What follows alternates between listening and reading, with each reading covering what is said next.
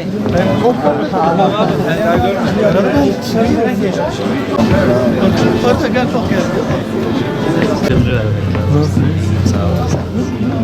var bizde can.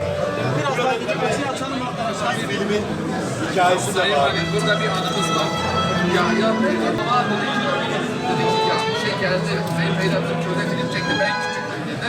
Hatırlıyorum. Bu film 3 defa tekrarlanır. Mezarımı taştan oyun. Hüseyin Beyda'dır yapımcısı. Ve yine çeşitli sanatçılar tarafından yıllar içerisinde yeniden çevrildi. Evet, bu Balıklı Göz'e bir sahne. Benim gündemimden düşmüştü. Buyurun.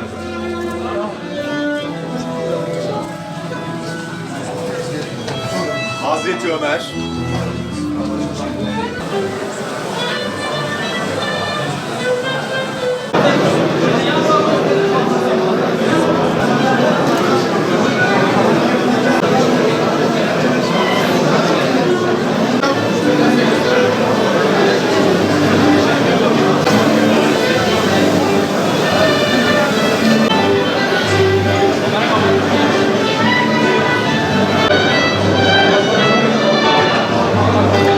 Öncelikle hemen sol tarafta Şanlıurfa Sinema ve Basın Müzemizi de kıymetli basın camiamızla birlikte Şanlıurfa'ya kazandırmanın onurunu, gururunu hep birlikte yaşıyoruz.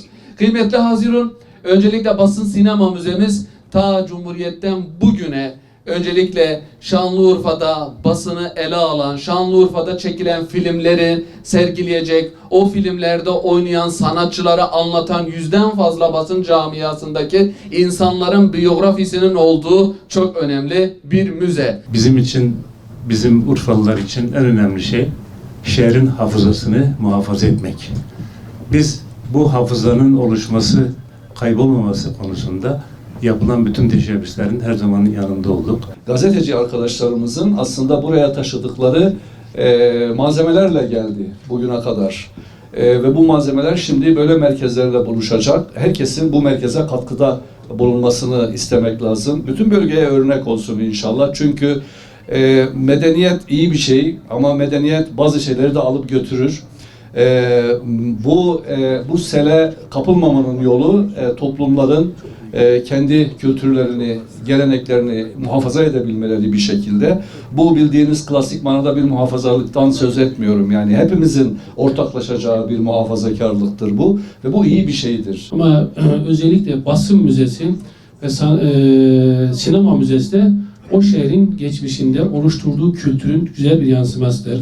Tematik bir müzedir, dikkat çekicidir. Bir insan, bir şehir kendi yetiştirdiği değerlere sahip çıkarsa, onun üzerine de geleceği inşa edilirse aslında o şehrin erdemli bir şehir, paylaşmaya, dayanışmaya önemseyen bir şehir olduğunu göstermektedir.